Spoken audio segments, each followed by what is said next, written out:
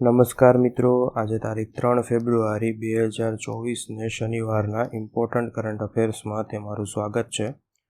દરરોજની જેમ સૌપ્રથમ વનલાઇનર જોઈશું અને ત્યારબાદ જે ઇમ્પોર્ટન્ટ કરંટ અફેર્સ છે તેને આપણે ડિટેલમાં જોઈશું. આ વિડીયોની પીડીએફ તમને મારી ટેલિગ્રામ ચેનલમાં મળી રહેશે, જેની લિંક વિડીયોની નીચે ડિસ્ક્રિપ્શનમાં આપેલી છે. તો શરૂ કરીએ વનલાઇનર્સથી. વર્લ્ડ વેટલેન્ડ ડે કે જે દર વર્ષે 2 ફેબ્રુઆરીના રોજ મનાવવામાં આવે છે, તેની 2024ની theme wetlands and human wellbeing હતી.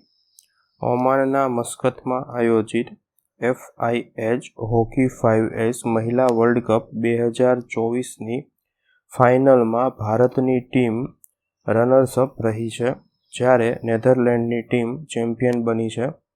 સુપ્રીમ કોર્ટના ઓડિટોરિયમમાં ભારતની સર્વોચ્ચ અદાલતની હીરક જયંતી એટલે કે ડાયમંડ જ્યુબલીનું આયોજન કરવામાં આવ્યું હતું.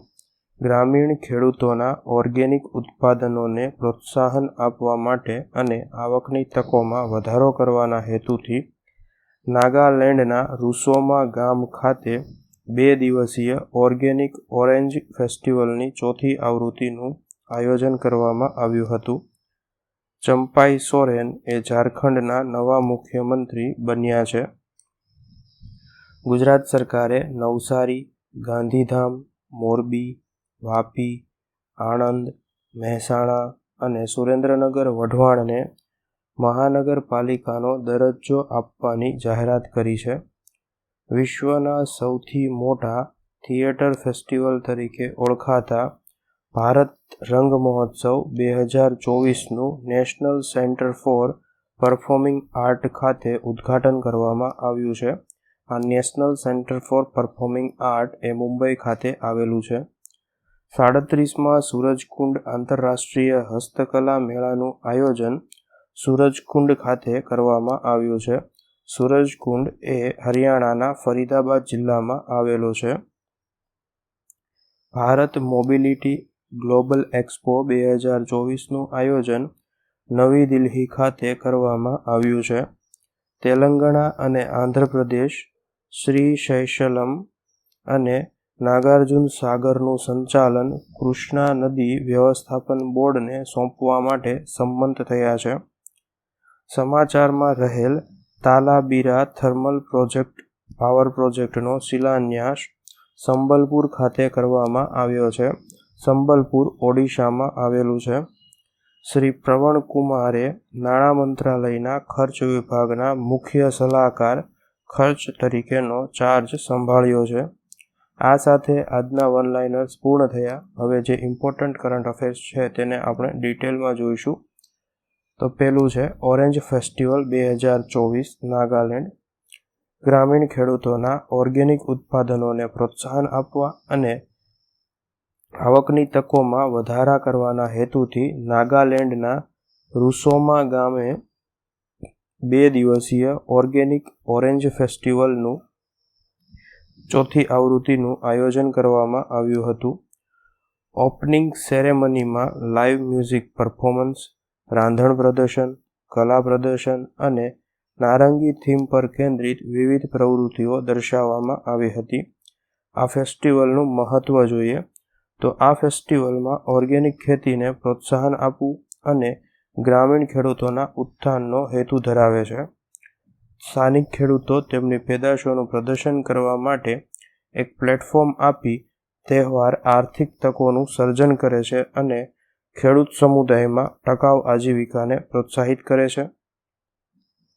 આ પહેલ વ્યક્તિગત પરિવારોને તેમની આવક વધારવામાં સાથે સાથે ગામની એકંદર આર્થિક સ્થિતિસ્થાપકતામાં પણ ફાળો આપે છે.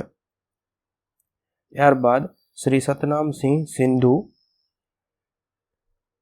સતનામસિંહ સિંધુને ભારતના રાષ્ટ્રપતિએ રાજ્યસભાના સભ્ય તરીકે નામાંકિત કર્યા છે. શ્રી સતનામસિંહ સિંધુ એક ખેડૂતના પુત્ર અને ભારતના અગ્રણી શિક્ષણવિદોમાંના એક છે.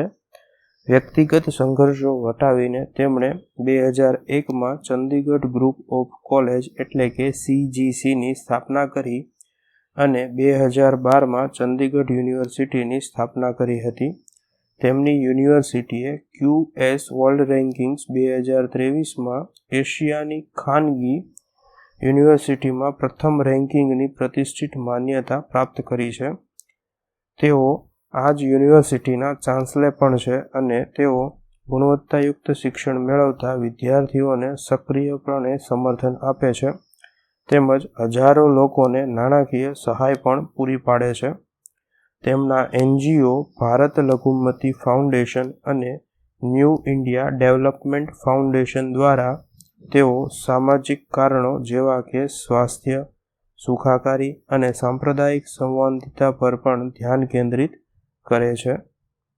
ત્યારબાદ સર્વોચ્ચ અદાલતની હીરક જયંતિ અથવા તો ડાયમંડ જ્યુબલીની ઉજવણી વિશે જોઈએ.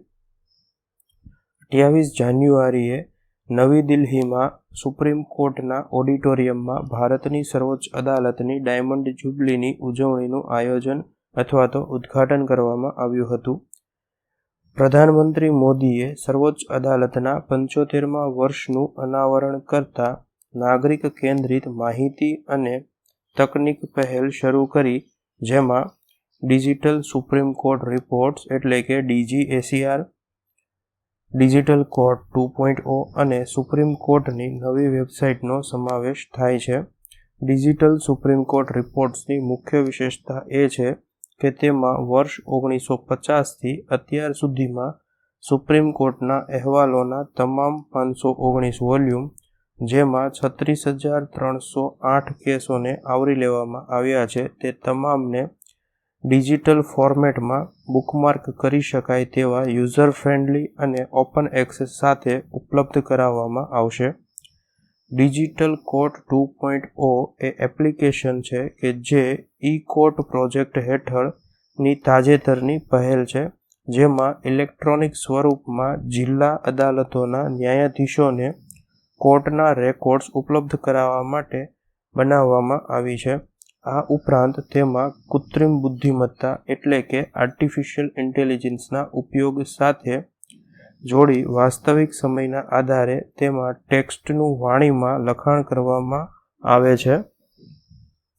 આ સાથે આજના કરંટ અફેર્સ પૂર્ણ થયા. જો વિડીયો ગમ્યો હોય તો લાઇક કરજો. અન્યને ઉપયોગી થાય તેવું જણાય તો વિડીયો તેમની સાથે શેર કરજો. વિડીયો અંગેના પ્રતિભાવો વિડીયોની નીચે કોમેન્ટ દ્વારા જણાવી શકો છો અને દરરોજ આવી કરંટ અફેર્સને લગતી વિડીયો અપડેટ્સ મેળવવા માટે ચેનલને સબસ્ક્રાઇબ કરજો. Thank you.